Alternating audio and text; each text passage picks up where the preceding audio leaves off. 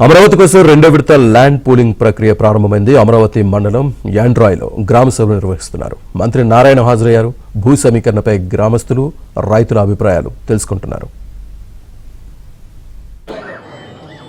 పోతే అమరావతి ఏరియాలో మాకు ఎప్పుడు మీరు కూలింగ్లో తీసుకోవడం లేదు, మాకు ఇవ్వడానికి ఇటు వైకుంఠపురం ఏరియాలో తీసుకుంటున్నారు కనుక వైకుంఠపురం ఏరియాలో మాకు అది కూడా కల్పించేటటువంటి పద్ధతిలో మాకు ఆ వైకుంఠపురం ఏరియాలో ఇవ్వడం బాగుంటుందని చెప్పని మా నిర్ణయం.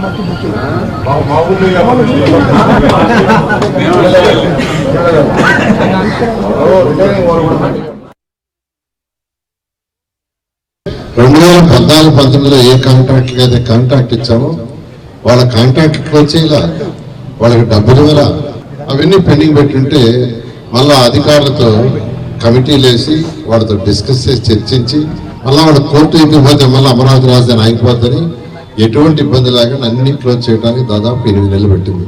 అయితే ముఖ్యమంత్రి గారు ఒకటే చెప్పారు, ఆయనకున్న అపార అనుభవంతో హైదరాబాద్ని ఎలా డెవలప్ చేశారో అలా ఈ అమరావతిని డెవలప్ చేయాలంటే ఇక్కడికి ఈ ఏరియా డెవలప్ కావాలా, ఇక్కడ రైతుల యొక్క భూములు పెరగాలి, అన్నీ జరగాలంటే ఇక్కడ స్మార్ట్ ఇండస్ట్రీస్ రావాలి.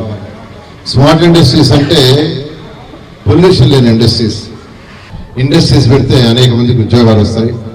అనేక మందికి ఉద్యోగాలు వచ్చినప్పుడు, ఇండస్ట్రీస్ వచ్చినప్పుడు సరౌండింగ్స్లో హౌసెస్ వస్తాయి.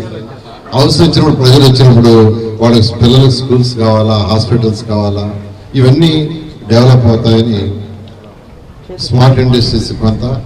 అదేవిధంగా ఇంటర్నేషనల్ లెవెల్లో ఒక స్పోర్ట్స్ సిటీ, ఎక్కడైనా ఎయిర్పోర్ట్ ఉంటేనే డెవలప్ అవుతుంది. హైదరాబాద్ ఎయిర్పోర్ట్ ఉన్న 5,000 ఎకరాలతో శంషాబాద్ ఎయిర్పోర్ట్ నిర్మించాడు. అది నిర్మించబట్టే ఈరోజు ఎన్నో ఫ్లైట్ దిగుతున్నాయి, ఎన్నో కంట్రీస్ నుంచి కనెక్షన్ వచ్చింది.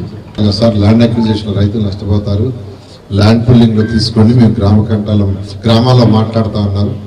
వాళ్ళు మీతో గ్రామ సభలు పెట్టడం జరిగింది. 90% యాక్సెప్ట్ చేశారు. దాని మీద యాక్చువల్గా ఈ ల్యాండ్ పుల్లింగ్ ముఖ్యమంత్రి గారు గ్రేసింగ్ ఇవ్వటం మన క్యాబినెట్లో అప్రూవ్ అయింది.